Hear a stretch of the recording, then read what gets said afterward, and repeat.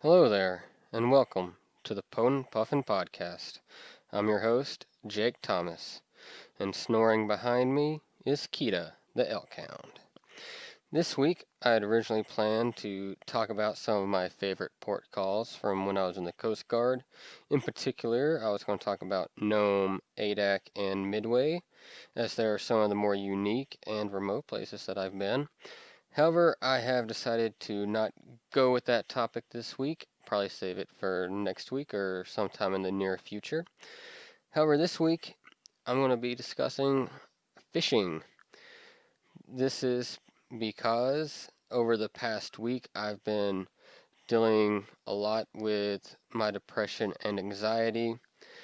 I've been in the point with my anxiety where I can't focus on anything, and my depression at the same time has me not wanting to do anything, and I've just been in a whirlwind of all of that. And we have the silver run going on right now, so the silvers are hitting the rivers. So we need to be out fishing so we can fill the freezer for winter. However, we've been doing that, and I've just not been having the motivation to do it. And when we were out there at the beginning of the week, I was not interested really with it. And usually I'm the one who's doing the big push to get out to do fishing. However, this year that's not been the case. I've just been too hard struggle with this depression anxiety this year. And it was hitting real hard pretty much all week really, but really hard at the beginning of the week. And there was one night, it's like I just wasn't even casting. I was just standing there on the shore and just like I was casting, but I wasn't really casting. I was just kind of plopping the line out there, like not even far enough out to get to the fish. And then my wife went off downstream where I couldn't go because one, I had Calson with me, and neither me or Calson had waders with us because we don't have them. Calson has his little pair, but he's still not big enough to cross the river on his own. And I don't have any because mine got a hole in them, and I just never got around to replacing them because didn't use them too much. Anyways, my wife comes back from being downriver with her full limit of salmon. So we know they're hit the river, they've just not come far enough up for us to catch them without having to walk through waist deep water. And then the next day it's the same thing. I'm kind of just there doing the thing because one, I'm tired of being where there's nothing but pink salmon, which we don't eat, so there's no point in catching them really, other than to let Calson practice catching fish. But I mean, that's been 2 weeks of doing that, and I'm tired of it. So I'm like, there's no point in us coming out here if we can't get to where the silvers are because they haven't come far enough upstream. And then my wife's like, well, I have an extra pair of hip boots that I don't use, so I start using those, and we've been making it downstream, and still it's like there you can see the silvers in there, but there's only a couple, and they're still kind of hard to get because it's early. They're not wanting to bite, but eventually, I had one bite, and instantly, like, my mood went from that not caring, not motivated to do anything to just over hyper, like too much adrenaline almost. And I rode that into the next day. And I was able to get things around the house done that morning. And then that evening, we went back out. And it was just me and my wife because my mother-in-law was off. So she watched Calson for us. And so we were able to, walk down without having to worry about having to carry him on our back when we crossed the river. And we were able to go a little bit further down, and we found a really good honey hole. And we both limited out in about 20-30 minutes. And then so every day this week we've been going back to that honey hole. And we've been taking Calson with us so that he can get his limit as well. And we've all hit our limit pretty quick every day getting out there. except for Friday. We went out in the morning. We each got one. And then we went back Friday night and finished getting our limit for the day. And then Saturday, everyone just got one all day because I think they were getting ready to move further upstream, so they kind of went lockjaw. They weren't taking anything. No color was appealing to the silvers that day. And so with all that being said, I'm just going over that because fishing's been my thing this week, like even more so than usual, because it's really come in handy fighting that depression and anxiety. We all have that thing that does that for us, and sometimes we get hit hard with it, and even our thing isn't appealing to us. But sometimes even if you make yourself do it anyways, you'll hit that point in it where you're like, oh yeah, this is why I like this. And it'll help. It just helps get your mentality in the right place to get your everyday stuff done. So with all that being said, that's how I've been dealing with it this week. And so I'm going to take this week to just tell a bunch of fishing stories. So that's what we're going to talk about this week is fishing. And the first fishing story I want to talk about is one from a couple weeks ago when the pinks were still fairly fresh, and so they still were fun to catch because they hadn't started to die off yet, and they still provided a little bit of a fight. And we're out at our spot. We get parked. We're fishing. Calson gets one on the hook, and he's like, I got a fish. And he starts, like, he doesn't know what to do. And we're like, dude, you got a reel, you got a reel. And then that fish just really took off, and, like, it pulled him forward a little bit. And he was like, Dad, help me. And he just handed me the rod. And I start reeling it in for him. And he's standing beside me. And I look down. And he, like, sticks his butt out. Starts wiggling his butt. Moving his arms back and forth. And he's like, I caught a fish. I caught a fish. I caught a fish. And me and my wife are just looking at him like, is this happening? Because he never dances really at home. And he's sitting here dancing, singing about how he caught a fish. And all he did was get it on the hook. He didn't even land it.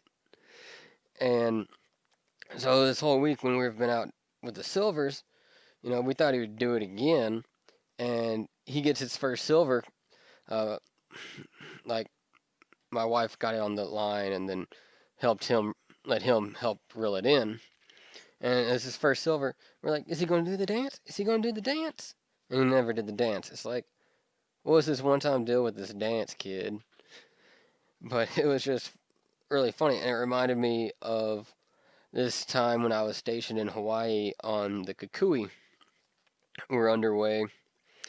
And I was on mid-watch. So I had what we called late sleepers. Since you don't get off watch until about 3:30 in the morning. When you're on mids, they let you sleep until 10 o'clock. But it was holiday routine, so I slept past that 10 o'clock. I was out, like I was dead asleep. Like they like tried to wake me up for lunch, and you know I was like, I'm not eating lunch. I'm too tired. And well, then they make fish call, and I'm like, they haven't even finished the saying fish call, and I'm like already on the fantail, and everyone in my berthing was like amazed because I just jumped up out of my rack, and I like run out there in my shorts and cut off t-shirt, definitely not in uniform, and I'm yelling, fishy, fishy, fishy. And so after that point, like, everyone always joked about, they'd come and be like, hey, we're having a fish call. Or they just, every time they see me, they'd be like, hey, fishy, fishy, fishy. And that was a long running joke the entire time I was on the Kukui. And, man, that was one great thing about the Coast Guard is the fish calls, especially in Hawaii. Got to catch a lot of mahi and different types of tuna. That was always fun. And then the Alex Haley and the Monroe both being in the Bering Sea and Gulf of Alaska, catching a lot of halibut and a lot of lingcod. Those were always fun to catch. I remember one time, my buddy, he got hooked on this, they call it skate. It kind of looks like a stingray almost. Just and he had to bring that thing up, man. We had to get the hook to bring that thing on board.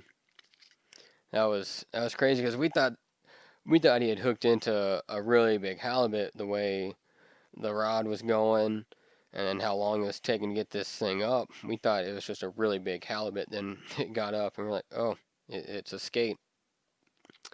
And that was the first time I'd encountered a skate before. Yeah, to me it just kind of looked like a stingray. But yeah, that was interesting. That was cool. Um, Back home, grew up in Arkansas. Did a lot of bass fishing. It's quite different than the salmon fishing I'm doing now. But I remember growing up, my grandpa always took me to this one pond. Um, this older lady in our church owned. Um, didn't get fished often. I think we're some of the only people that ever fished it. And growing up, we'd only catch a few small bass, maybe a couple crappie here and there. But my junior year of high school, we were fishing it, and it was middle of the day. It was noon, hot, hot Arkansas day. We hadn't caught anything all morning. My grandpa's ready to leave, and I'm like, oh, let me just throw one more. And I ended up bringing in about a 6-pound bass on that cast. And after that, we stayed another half hour or so, brought another couple 5-pounders that day. And then after I joined the Coast Guard, I went home on leave for the first time after about a year being in the Coast Guard. It was beginning of February, and we thought we'd just go out there and just cast around for a little bit. Didn't really expect to catch much with it being as cold as it was. And I ended up bringing in, I think it ended up being 8.5-pound bass. Got that one mounted.